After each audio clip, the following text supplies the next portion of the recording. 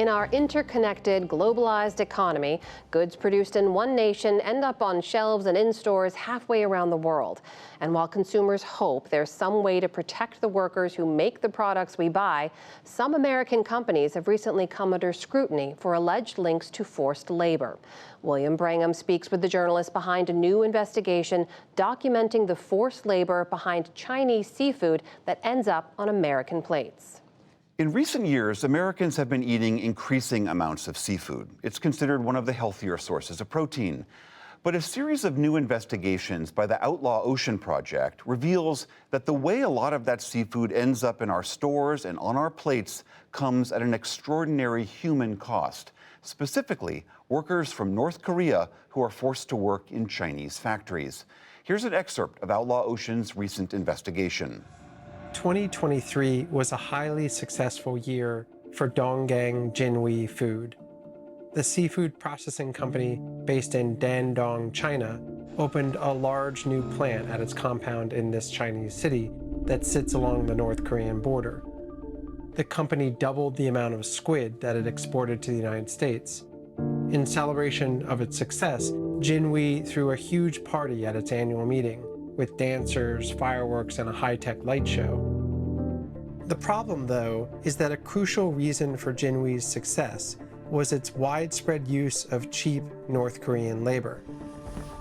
Jinhui was part of a much bigger state-run partnership between China and North Korea, where workers are selected by the North Korean government and exported across the border to work in Chinese seafood plants.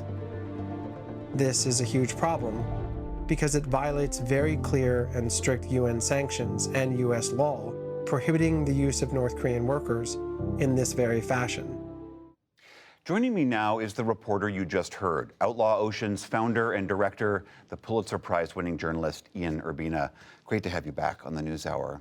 Thanks for having me. This incredibly harrowing investigation looks at a series of these Chinese seafood plants in this city that you just mentioned, near the North Korean border, with tens of thousands of North Korean workers.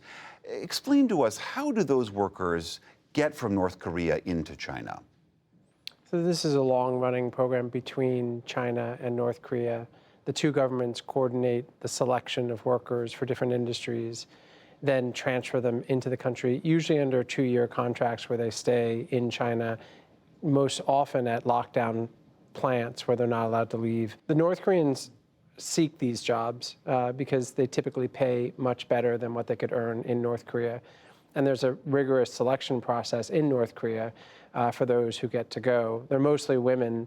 And the selection process by the North Korean government usually is a vetting that ensures they don't choose people that might defect. So this is labor for Chinese factories. What is the upside for North Korea here? So North Korea, because of the sanctions, largely is desperate for capital, for money. And so this is a multi-million-dollar money-making business where they send their workers abroad. And that foreign capital is a strong capital, Chinese capital, that they can use to buy weapons or oil or consumer goods. Let's look at another excerpt about what the conditions are like in some of those factories. Workers often have to sign 2- or 3-year contracts. After they arrive in China, managers confiscate their passports. If workers attempt to escape or complain to people outside the plants, their families at home can face reprisals from the government. The work itself is relentless. Shifts at the seafood plants run 14 to 16 hours. Workers receive up to 1 day off per month, and few, if any, holidays or sick days. In seafood plants, the women sleep in bunk beds in locked dormitories, sometimes with 30 people to a room. Workers are forbidden from tuning in to local TV or radio and from leaving factory grounds unaccompanied. They describe loneliness, violence, and a crushing sense of captivity. Your report also documents even worse conditions, violence, sexual abuse, particularly among the women that you're talking about here. Can you describe a little bit about what their lives are like? This is a brutal type of work, long hours and tight quarters, sort of relentless.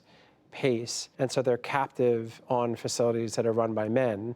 And so this was one of the big revelations, was the extent of sexual violence against the women, quite especially when work stopped because of COVID. A lot of factories shut down, and so there was no work and no income, and therefore the women were pressured into prostitution.